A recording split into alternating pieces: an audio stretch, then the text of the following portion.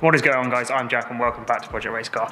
In today's video we are back on the Skyline build and we're going to be fitting R8 coil packs to the car because we currently have a problem with the spark blowing out under the stock and upgraded coil packs that I've already got. So we're going to fit R8 coil packs, which are known to be sort of a proven approach to these cars. So yeah, we're going to get on and do that, and fingers crossed it fixes the issue and we can run more boost on the car. So we currently have the stock coil packs back in rather than the upgraded ones because I was trying those out to see if there was a problem with the coil packs that I bought, but as I said, stock coil packs made no difference. So if I point the camera down here, this is obviously what the stock ones look like. The camera decides to get some light. So the R8 ones are obviously going to be a bit higher, and we'll go through all the parts we've got in a second, but I'm hoping that we clear this J-pipe here. But so guys, we've got the car in the workshop. Just going to run through everything that I've bought for this conversion because there are a few bits you need if you want to do this yourself. So I've got all the bits here. So if we point the camera down here, so obviously we've got 6 of these R8 ignition coils. These are genuine Audi R8 ones, which I bought from Awesome GTI, big VW specialists. So it's about 165 quid, I think, for 6, which is not bad. That's pretty decent price, really. We've also dropped that. We've also got this loom here, which I just got off eBay. Seems to be pretty nice, though. Worth knowing that the Series 2 looms do fit the Neo, so if you've got a Neo like I have, the Series 2 looms will fit. Obviously the Series 1s won't, so make sure you get the right one. We've also got this bracket here, which is in two halves, just to go in the centre here, to obviously mount the actual coil packs themselves, because obviously they don't sit in the same way that the stock ones do. And we've got some bolts and some spacers as well. These are from the bracket, and the bolts are from Zeroth Industries on eBay, and it's got a website as well. So the stuff is pretty good. It's like anodized plastic type stuff, so it shouldn't melt or fade, which is good.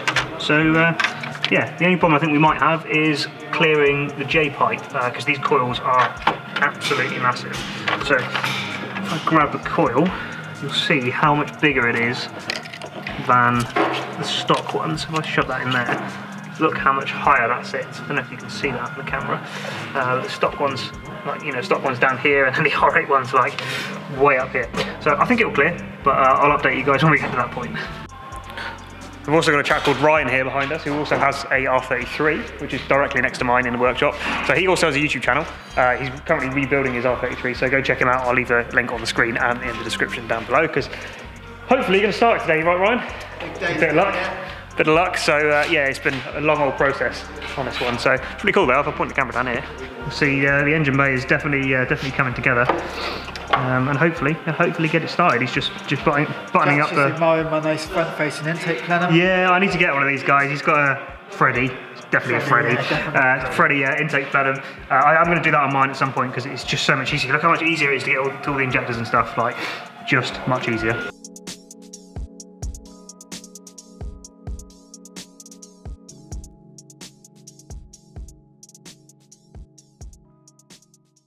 So guys, all the coils are now out. This is something that we thought might be a problem, so we're going to see how it goes. But if I point the camera down here,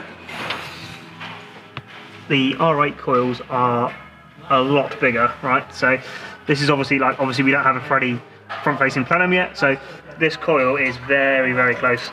Move that out of the way. Very close to the crossover pipe. So I think we can make it work. But we're going to put everything in and see what happens.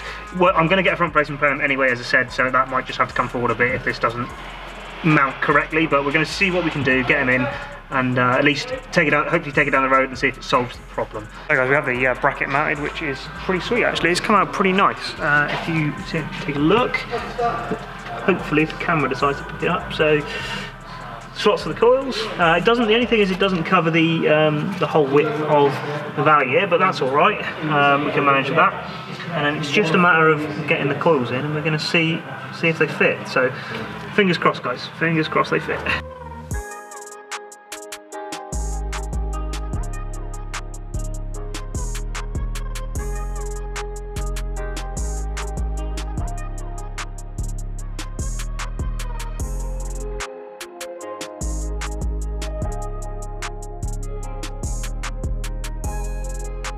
So guys, we think we have now buttoned everything up correctly. So we haven't started the car yet. We're going to leave that for in a minute. But if you look, it's still a bit of a squeeze with the stock plenum, but it does just fit. Now I wouldn't recommend doing it this way, guys. If you're going to do it, get the front-facing plenum, as I said, because it is touching, which is not ideal. So I'm going to get one in the next couple of weeks anyway, I would have thought. So that will be getting changed. Now the moment of truth, have we done everything correctly and does the car start? So set the camera up and we'll go and start it and see what happens.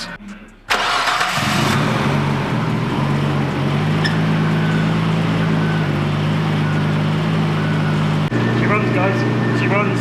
I'm not sure I'm going to have time to take it down the road today because Adam's waiting to shut up your motor club here, but I will catch up with you guys when we get the car down the road and I'll see if the problem has been fixed. So guys, we are back up at your motor club. Unfortunately, it is absolutely throwing it down today, which is going to make road testing the car a little bit tricky, but we're going to give it a go nonetheless. So I sort of mentioned it previously in the video, but we currently have 1.4 bar dialed into the car as the target boost level on the Mamba GTX 3071R. So that is at the point where the previous coil packs, either stock or uprated, would just give up. It seems, anyway, at least. We don't know for sure, but it seems that. So fingers crossed these R8 coils are going to help overcome that issue, which means we can turn the boost up on the car at a later date, which is fantastic news. So let's get the car out in the raid and see what happens, guys. As you can see, it's absolutely tipping it down. Hopefully you can hear me all right. Let's get in the car. It's going to be very spinny. It's going to be very spinny. Get the window up. So previously, guys, it was only doing this in really third gear. So it's why it's a bit tricky to get it, up to speed and whatnot. But we're going to give it a go in the rain and see what happens. And why is the window not going up? There we go. That's better. Right. Adjust the seat slightly. Let's give it a go.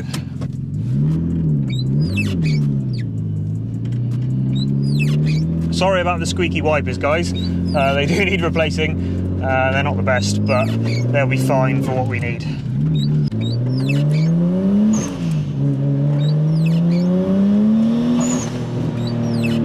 Just a quick little pull in second, just to see how she behaves. Seems all right so far. This is going to be fun in third.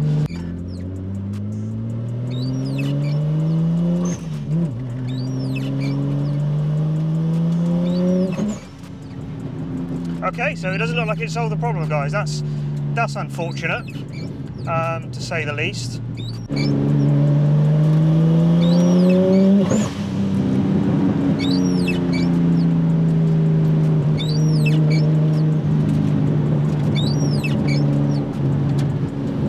That is unfortunate, guys. That is unfortunate. I was pretty confident that was going to solve the problem, which is a shame. So that takes us back to square one, really, as to what the problem might be, which is, yeah, rather infuriating, but never mind, the car will get sorted at some point. So guys, we are now back home. I just wanted to update you what the plan is for the car before I end off the video. So as you can see, unfortunately it didn't solve the problem that we had. However, doing some research and chatting to my tuner, we think we may have come up with a potential solution. It's a bit of a long shot, but we're going to try it anyway. By updating the dwell settings for the coil packs or the ignition within the ECU. So we've noticed in comparison to what other people are running with R8 coils, it is a bit low in terms of, well, as far as I understand it, the way it works is it's the amount of time for the coil pack to charge up and then provide the spark in milliseconds based on battery voltage and things like that. There's a certain table for it within the Link G4. So we're going to try and basically increase the time that it takes to charge up, which should theoretically give us more spark. As far as I understand it, I'm certainly not an expert in this field, so I may be slightly wrong on that, but that's the plan anyway. But as always, guys, if you did enjoy this video, please hit the like button. It really helps us out a lot. Also hit the subscribe button if you want to see more on the Skyline and everything else we've got going on the channel as well. You're not going to want to miss out. Show season is going to be absolutely mad this year. Also make sure you follow us on Instagram as well. We post behind the scenes and, pictures of cars and stuff like that. We're also going to be trying to do a bit more photography on other people's cars this year, a bit more media on that side of things, so definitely follow us on Instagram to check all that out as well. But anyway, thank you very much for watching, guys. I hope you enjoyed it. I'm signing off for now. I'll catch you in the next one. Cheers. Bye.